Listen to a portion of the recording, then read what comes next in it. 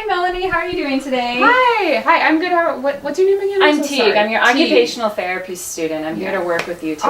Oh, good to meet you. Yeah, I remember talking over the phone briefly when setting up the appointment, and I was like, Tiege's a cool name, but whatever.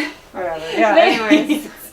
Awesome. So you're in here to talk about, you were recently diagnosed with cubital tunnel syndrome, right? Yeah, I mean, apparently. I don't really know what that meant.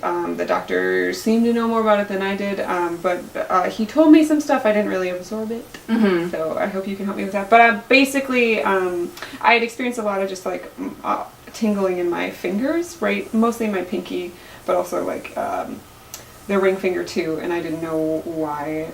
And so he said that it was that. Okay, I'm sure it's uncomfortable and annoying. It is. It's just really annoying, so I didn't know what it was about. Okay, well, that's why we're here today to go over it, okay? Okay. I'll go over the quick anatomy of it, what may be causing it, and then share with you the signs and symptoms that you may be able to relate to a few of them as it sounds, and then review some of the treatment options and safety precautions before you're on your way out. That's all I need, yeah. Okay, good. Well, I have this handout for you if you'd like to take a look. Okay, thank you. You're more than welcome to take that home with you at the end of our session too, Okay, cool. So cubital tunnel syndrome, it's also known as ulnar nerve entrapment. I really enjoy both of those names because they're so specific and they tell you exactly what's happening. Yeah, actually. Yeah, so cubital tunnel, it affects your ulnar nerve. It starts up here in your brachial plexus, moves down your arm, and it actually goes behind your forearm here between your medial epicondyle and the olecranon process, or between your elbow and this middle part of your elbow. Okay. Yeah, so it rests with, it actually goes through this thing called the cubital tunnel, cubital tunnel syndrome.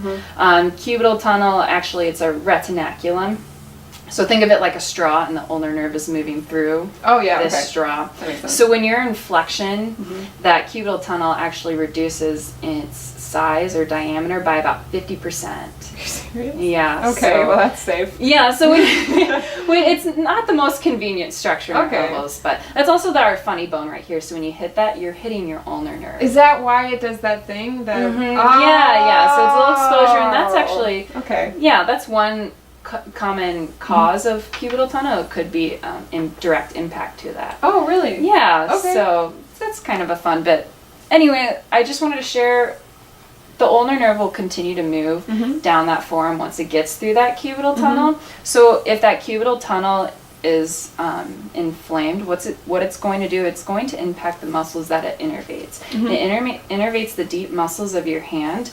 It also runs through your flexor carpi ulnaris, as well as half of your flexor digitorum profundus, which is it's responsible for the tips. Yeah, the DIP joints out here. Oh, okay. Yeah, the flexion of the furthest parts of your fingers. Oh, okay. Yeah, so it's kind of important. Yeah, it can be important. We don't realize how important it is until we don't have it fully functioning. Right. Well, like, how common is it? Because I mean, I've never heard of it before. I've only heard of carpal tunnel, so I didn't know like what other thing. How's it different? What do you experience? Yeah. Like, so I'm so glad you brought up carpal tunnel. Okay. Because it's actually very similar in a sense. Carpal tunnel is the #1 most common peripheral nerve injury or condition. Cubital tunnel is #2. And oftentimes people will experience both at the same time. So carpal tunnel is in the wrist. Yeah. Cubital tunnel is in the elbow here. So signs and symptoms of cubital tunnel, you're going to experience that tingling, loss of sensation, numbness in the ring and pinky finger, like you mentioned. Yeah, exactly. You can also experience, have you had any pain in your elbow? I have, but I didn't think really anything of it. Yeah. I was just like, I don't know, I must have done something. And if you're on your desk all the time, you're probably in discomfort anyway. Well, I do. I work from home. I'm a freelance filmmaker, and so I'm constantly on my desk, on my computer, or when I'm out in the field, I hold my camera a lot, but I didn't know if that would affect it. But I remember thought like squeezing or whatever you said, like a straw maybe, that would affect it. But yeah, I do actually experience that, so that makes a lot more sense. Yeah. So I didn't mention that. I mean, I mentioned the flexion, but you know, when your elbows are flexed and you're putting pressure right where that nerve is, if you're on the phone quite often or editing your films, of course, and then sleeping as well when you're sleeping in this position. Are you kidding me? That's how I sleep. So now I can't sleep like that? Well, we've got Or- some modifications for you, Okay, so cool. no worries. I do want to touch with you real quick why it's important to go over the treatment that we'll go over next. Yeah, that's fine. That's great. Good, because if it continues to progress and we don't treat the condition, you can start to experience muscle atrophy, and you'll see this clawing in your ring and your pinky finger, Oh, okay. and you'll have a hard time adducting your fingers as well. So it's important that we just try to get these conservative treatment methods in, so you can start feeling better and have that strength in your fingers again. Okay. Yeah, that sounds great. Okay, good. Definitely. So, how long is it going to take to heal? What do we do? What are some of the things I see some treatment here, but I don't really understand the process for that. Okay, so conservative treatment, it's a long list. So we'll Okay. briefly go over a touch Sure, and I then prefer that. Yeah, okay, good. So the one thing we talked about was the sleeping in that flex position. There is actually Right. a night splint that we can offer to you that'll keep your elbow at about 30 to 45 degrees of flexion to Okay. keep that cubital tunnel open and won't put any pressure or impingement on that ulnar nerve. Well, that's nice, and you don't have to deal with it during the day. You're doing it at night when you're sleeping. Yes, you put it at night. The strap goes on top, so it's not putting any additional pressure on the ulnar nerve. But I strongly recommend that we look into it. There have been many cases showing that that's one of the best conservative treatment options that we can give you, one of the best devices that we can provide for you. Awesome, that's great. Yeah, so we'll look into that. We can do some work modifications, try to get your elbows off your desk, and perhaps look for ways to modify the way you're talking on the phone. But we can also offer elbow pads as well that would just give you that extra cushion so you're not having a direct hard surface on your ulnar nerve. Okay. Yeah. Other things would be icing it and heat as well. Massage is good for it, anti-inflammatories.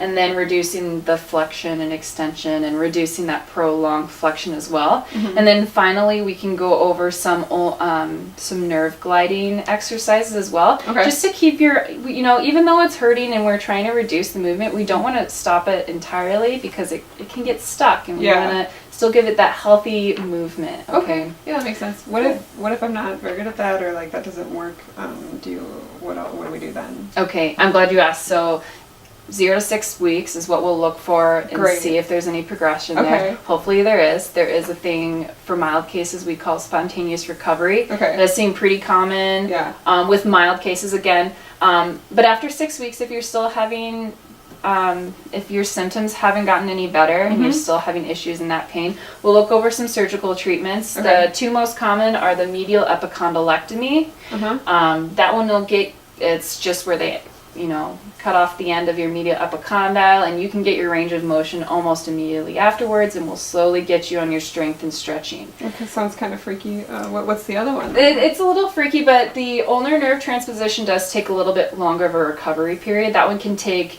you can be out of, your arm will be immobilized for 3 weeks. Oh, and no. then therapy after that is 3 months. So if we have to, that is another option that you can talk to your doctor about. But let's avoid that. Yeah, we want to avoid surgery if we can. Okay. So, what other things can I do to make sure that I'm helping it, or I don't know, day to day? Do you know what I'm saying?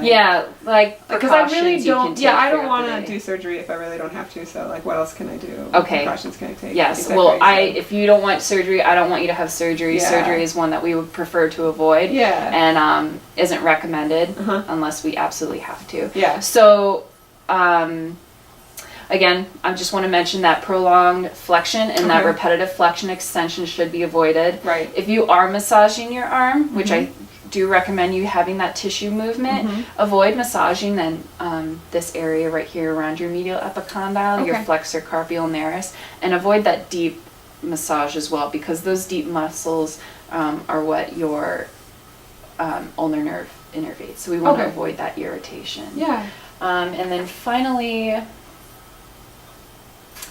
I think that's it, other than to point out that individuals who are obese or rheumatoid arthritis, diabetes are at a higher risk of having cubital tunnel syndrome. So those are just some precautions to stay be aware healthy of as well. Yeah, Continue to stay healthy, maintain that healthy lifestyle. Okay, yeah, that's good. Okay, well, I feel a lot better about this. I definitely came in not knowing enough, but you said I can take this home, right? Yeah, go ahead and the handout home. Feel free to call our office if you have any other questions. Great. But we'll try to get you set away with the conservative treatment methods that we mentioned here, and hopefully we hear good news within the next 6 weeks. Yeah, thanks so much. It was really good to meet you today. It was nice meeting you too. We'll have a great day. You too.